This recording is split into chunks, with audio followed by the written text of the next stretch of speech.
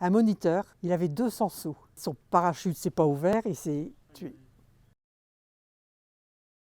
On s'est mariés au mois de juillet. Au mois de novembre, il est parti au service militaire. Mais c'était la guerre d'Algérie à l'époque. Il a été dirigé à Perpignan, sans qu'il l'ait demandé, dans une unité de parachutistes de choc.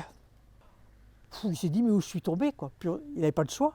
Donc en fait, c'était des parachutistes de choc, c'est-à-dire c'était ceux qui étaient toujours sur le terrain. Alors quand il est arrivé là, il dit, mais moi j'ai pas envie d'être parachutiste, je sais pas ce que j'ai demandé. Alors ils lui ont dit, vous pouvez ne pas sauter, mais si vous ne sautez pas, vous n'aurez aucune permission pendant 2 ans.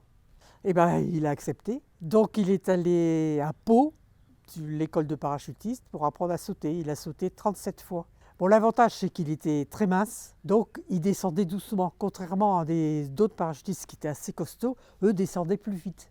C'est les anciens parachutes, c'est pas comme maintenant. En fait, ils arrivaient au sol brutalement, ils devaient faire des roulés-boulets pour amortir les chocs. Il ne fallait pas qu'ils passent les uns au-dessus des autres, parce que les parachutes qui étaient tout ronds comme ça, si tu passais en dessous ou au-dessus, le parachute risquait de se fermer et tu tombais au sol brutalement.